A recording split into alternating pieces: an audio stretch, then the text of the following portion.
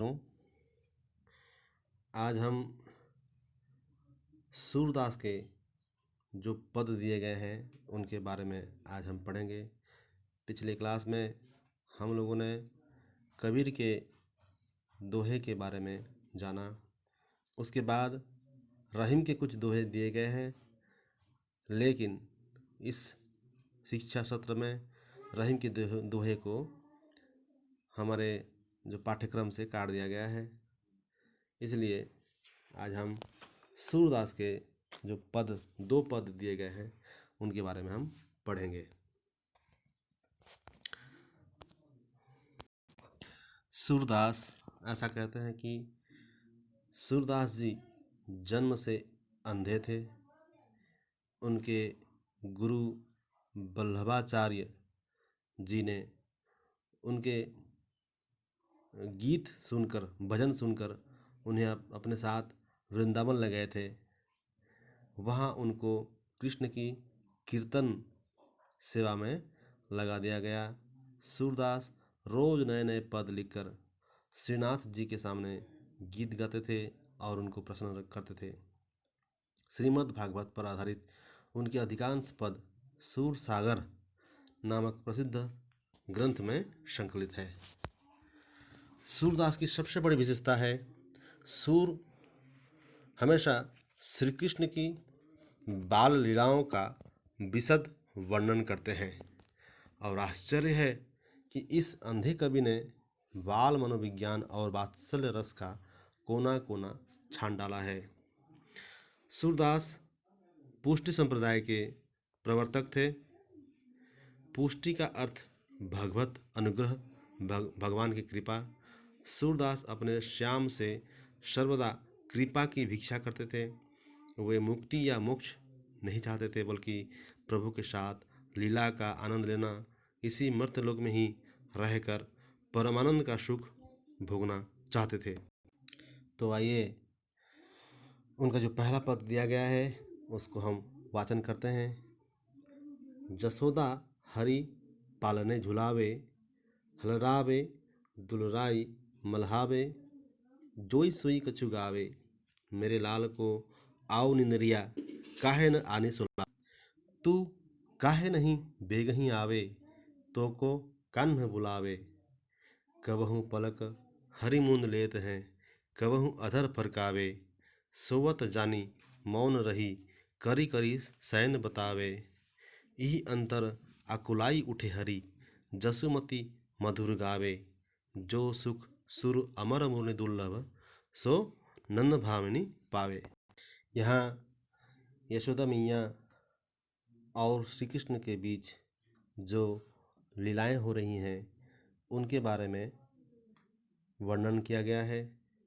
जसोदा अपने पुत्र श्री कृष्ण को पालने में झुलाने की कोशिश कर रही हैं और उसी समय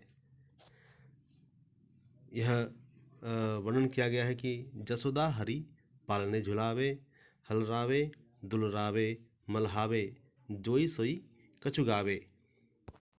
इसका अर्थ है, जसोदा मैया अपने पुत्र श्री कृष्ण को पालने में झुला रही हैं। उनको वे कभी हिलाती हैं, कभी दुलार करती हैं, कभी प्यार से पुचकारती हैं और मन में जो कुछ भी आए गीत गा गा करके सुनाने की कोशिश करती हैं। इसी को यहाँ लिखा गया है, जसोदा हरि पालने झुलावे, हलरावे दुलरावे मल्हावे, जोई सोई कछु गावे। यानी कि उनके मन में जो भी गीत आता है उसको वो गा करके सुनाने की कोशिश करते हैं। आगे है, मेरे लाल को आओ निंदरिया, काहे न आनी सुलावे, तू काहे नहीं बेगही आवे, तो को कान्ह बुलावे। यहाँ एक बात मैं ये कहना चाहूँगा कि सूरदास जी शुद्ध हिंदी में यह पद नहीं लिखा, बल्कि ब्रजभाषा में उनकी जो प्रिय भाषा थी ब्रजभाषा, उसी में उन्होंने यह पद लिखा है। और यह ब्रज भाषा आगरा मथुरा की तरफ आज भी चलती है। यहाँ यशोदा मैया कहती है, मेरे लाल को आओ निंदरिया, काहे न आने सुलावे।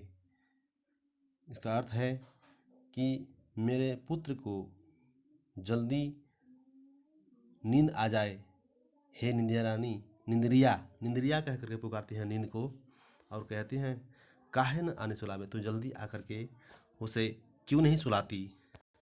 तू काहे नहीं बेगही आवे, तो को कान न बुलावे। तू क्यों नहीं जल्दी आती, बेगही आवे मतलब जल्दी क्यों नहीं आती, तो को कान न बुलावे, तुझे तो मेरे कान्हा बुला रहा है, तू जल्दी आ जा। फिर आगे है, कबहू पलक हरी मूंदी लेत हैं, कबहू अधर फरकावे। कभी कभी हरि यानी श्री कृष्ण अपने पलकें बंद कर लेते हैं, तो कभी अपने अधर मतलब होंठ फरकाने लगते हैं। सोवत जानी मौन रही, करी करी शयन बतावे। और अपना पुत्र को सो गया जानकर, सोवत जानी सो गया जानकर, मौन रही चुप होकर के, करी करी शयन बतावे। इसका अर्थ है, अपने पुत्र को सो गया जानकर यशोदा मैया शयन बतावे मतलब इशारे से धीरे धीरे अब बात करने लगती है। फिर यही अंतर आकुलाई उठे हरि, जसुमती मधुरे गावे। इसी बीच फिर से व्याकुल हो उठते हैं, उठ जाते हैं श्री कृष्ण, और फिर से यशोदा मैया गीत गाने लगती हैं अपनी मधुर आवाज में। मधुर गावे, जो सुख सुर अमर मुनि दुर्लभ, सो नन भामिनी पावे। यह जो वाक्य है यह बहुत ही इम्पोर्टेंट है।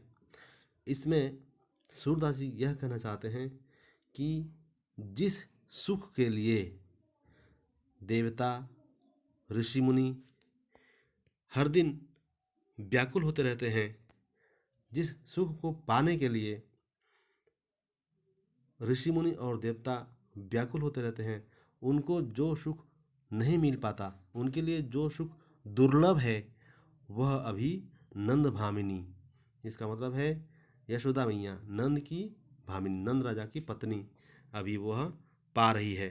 इसका अर्थ है, स्वयं भगवान को जिसको पाने के लिए हर व्यक्ति आतुर रहते हैं, ऋषि मुनि तथा देवतागण भी आतुर रहते हैं, उसी भगवान को यशोदा मैया सुलाने का सुख पा रही है, अपने पास पा रही है।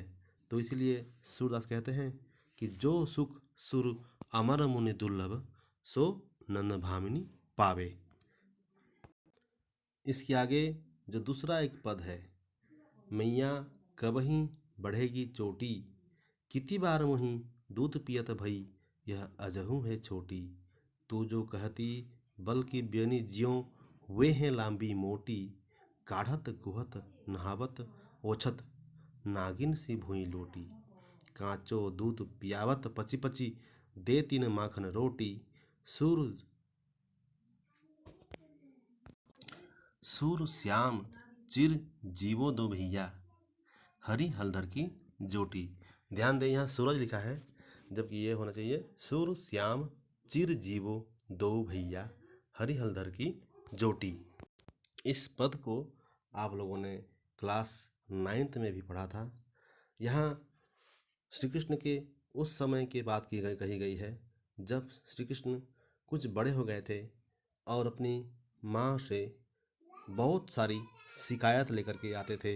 यहाँ भी उनकी एक शिकायत ही वर्णन किया गया है, और शुरू से कहा गया है, मैया कबही बढ़ेगी चोटी, अर्थात हे मैया मेरी चोटी और कब बढ़ेगी, कितनी बार मोही दूध पियत भई, यह अजहू है छोटी।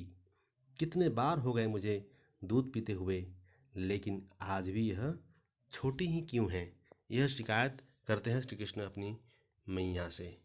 फिर कहते हैं, तू जो कहती बल की बेनी ज्यों, वे हैं लांबी मोटी। तू तो कहती थी कि बलराम की बेनी जिस जैसी लंबी और मोटी मेरी भी बेनी हो जाएंगी, लेकिन आज तक यह नहीं हुई। इसका अर्थ है मेरी चोटी आज तक लंबी नहीं हुई। तू तो कहती थी कि बलराम की बेनी जितनी लंबी है उतनी ही लंबी मेरी चोटी भी होने वाली है। तू जो कहती बल की बेनी ज्यों, ज्यों मतलब जैसे, वे है लंबी मोटी, वैसे मेरी भी चोटी लंबी और मोटी होने वाली है। फिर काढ़त गुहत नहावत ओछत, नागिन सी भोई लोटी।